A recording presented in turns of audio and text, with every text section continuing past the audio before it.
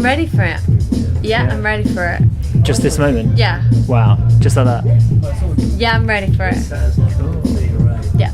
I think it's been so long for us. Yeah, it's been 2 years. And okay, we did an EP, but that EP was kind of just to keep us going until the album was ready.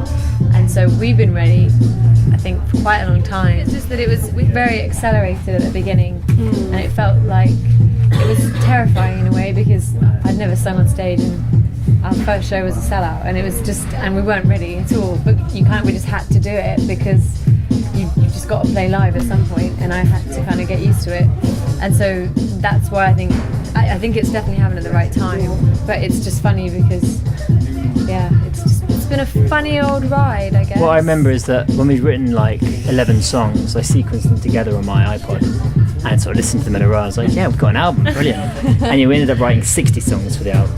I think of those initial 11, I think two of them made it onto the album. Wow. So it's just been serious ratios. Yeah. But it's been a journey.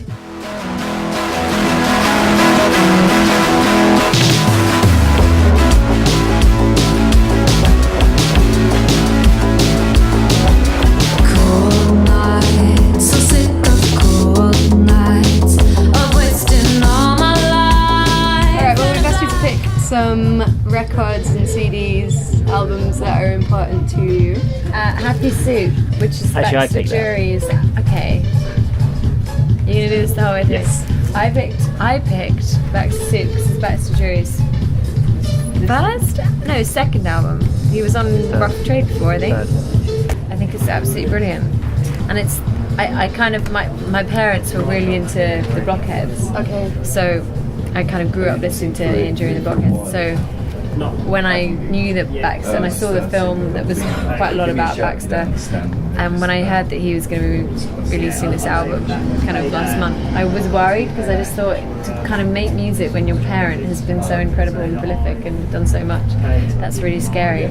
So it's a personal relief for me, thank you, to find it really, really good. Alright. Yeah. The other good thing about this, and it's a shame it's not on 12-inch, but it's got one of those covers where you can put it in front of your head and then it looks like you've got their face. Show the camera. No, further back. Wait, don't move. That's it. Wow. Now make the face when he pulls it away. Baxter Jury, how do you feel What's about his your face? I can't album? remember. It's like this. I'm very pleased. I've got here a compilation of EPs by Bell and Sebastien that I found whilst looking for Enya. And the EPs that they did between their second and third albums are actually just as good as their albums, if not better.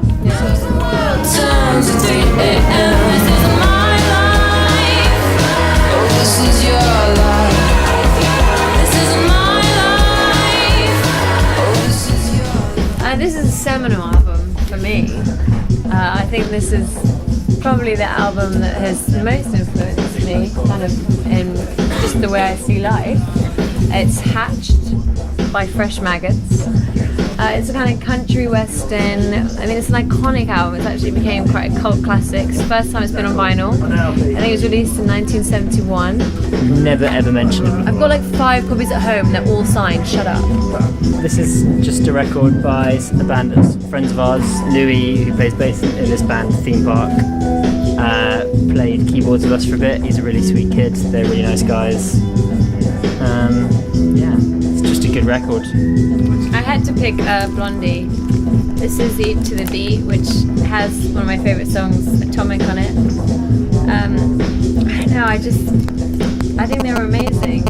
If you look at footage of Blondie back when they were kind of playing CBGBs, like before they were really huge, like Debbie Harry was just this, so much more than when she became huge.